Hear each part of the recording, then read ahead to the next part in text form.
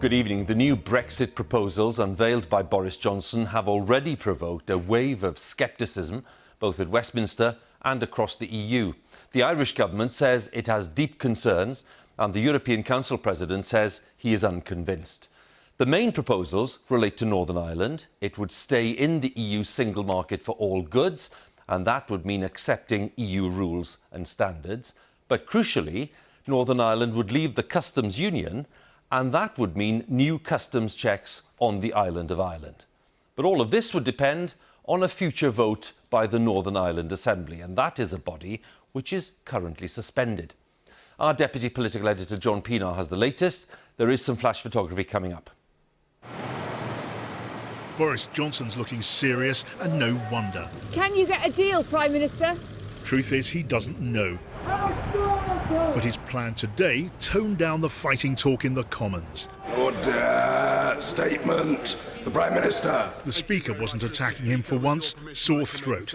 But today, the PM's message, I've compromised, now it's your turn. We have made a genuine attempt to bridge the chasm, to reconcile the apparently irreconcilable, and to go the extra mile as time runs short.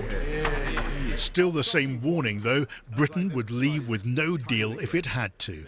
If our European neighbours choose not to show a corresponding willingness to reach a deal, then we shall have to leave on October the 31st without an agreement. And on the EU side today, a deal looked far from certain. Not a no from the Irish leader on a visit to Stockholm, but he wasn't convinced. The proposals that have been put forward by the UK are certainly welcome in the sense that we now have written proposals that we can engage on, but they do fall short in a number of aspects. There are plenty of doubts to overcome. The European Parliament's Brexit steering group said Mr Johnson's plan breached agreed principles. We are very sceptical about these proposals because mainly it is repackaging the old proposals that have already been discussed. Boris Johnson's offer was never likely to be bought by the EU as it stands.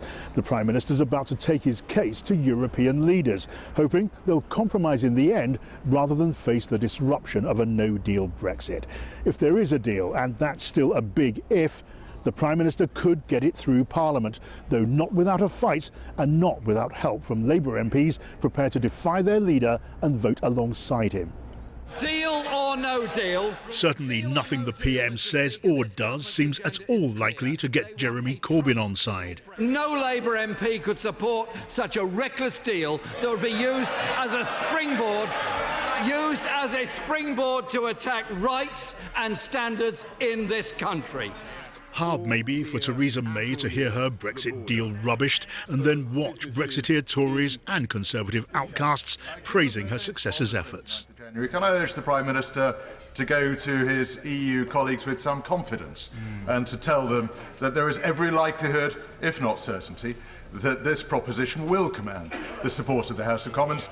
Can I welcome very much the pragmatic approach and the demeanour that my right honourable friend has taken today, and look to our European neighbours, and I might say the Leader of the Opposition, to respond in kind. Inside Downing Street, the diary's full. Diplomatic talks, meetings with sceptical MPs.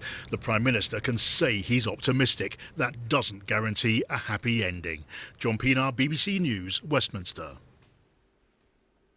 Well, whatever might be finally agreed on the border between Northern Ireland and the Republic, it will be the businesses on the ground that'll have to make it work. As things stand, many companies say that they are worried about any prospect of more regulations and customs checks. Our Northern Ireland business correspondent John Campbell explains. There's already a sort of border between Northern Ireland and the rest of the UK. All live animals coming in from Great Britain are checked at this inspection post. Under the Prime Minister's plan, these checks would be extended to food and other goods. That's because Northern Ireland would continue to follow the EU standards and rules needed to keep the land border open. The rest of the UK would not. But for businesses like this near the border with the Irish Republic, it's the other part of the plan, to do with customs, that's the big worry. The proposal would mean the whole of the UK leaving the EU's customs union.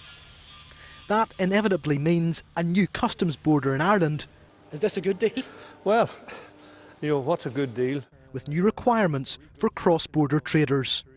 We would be exporting on a daily basis to the Republic of Ireland, and sometimes we would have orders for the Republic of Ireland which would possibly go to Donegal, then come back in at Strabane.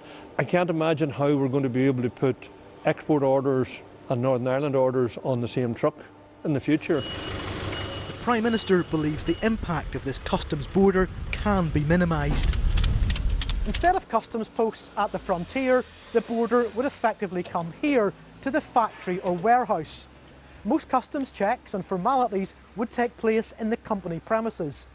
But even if this can be made to work, it will add cost and complexity to cross-border trade. There are other worries for businesses like this printing firm. Northern Ireland won't automatically follow the EU rules necessary to keep the border open. Instead, the Northern Ireland Assembly at Stormont will have to approve this arrangement every 4 years. I just don't think that will be accepted by the European Union at all. Stormont's not a sovereign government, it's a regional government. The European Union only works with sovereign governments. And, you know, we haven't had a Stormont executive for over 1,000 days. They can't decide on very, very small things. How, in God's name, will we ever be able to get them to decide on something as significant as this? How to solve Northern Ireland's border issue has been the question that's bedevilled this Brexit process. The Prime Minister may think he's found his answer. Much of Northern Ireland business disagrees. John Campbell, BBC News, Londonderry. It hasn't just been the island of Ireland, north and south of the border, reacting to the Prime Minister's new Brexit proposals. Throughout the day, there has been reaction across the EU to Boris Johnson's plans.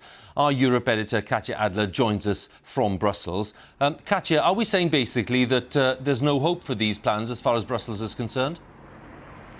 Well, you could say that the Prime Minister is stuck between a rock and a hard place. He seems cautiously optimistic that the majority of MPs would support his new Brexit proposals, but the EU doesn't. And if he moves closer to the EU's position, say over customs, then he risks losing support from hardline Brexiteers at home. So now what? Well, the EU mood can probably best be summed up in a tweet today from the President of the European Council, Donald Tusk. He said he spoke to the Irish Prime Minister and to Boris Johnson today.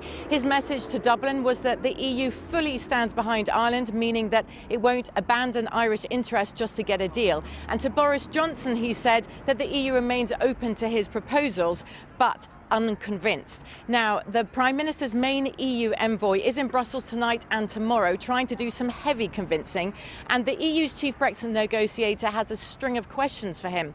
You see, the EU worries that the Prime Minister's proposals aren't legally watertight, that they expose the European single market to smuggling, and that they put the Northern Ireland peace process at risk. Michel Barnier says he wants to suss out the UK's room for manoeuvre. Can Boris Johnson budge any further? And depending on the answers he gets, Mr Barnier says he'll tell Germany and France and the rest of the EU whether he thinks it's in their interest to keep negotiating. Katya, once again, thanks very much. Katya Adler with the latest there for us in Brussels.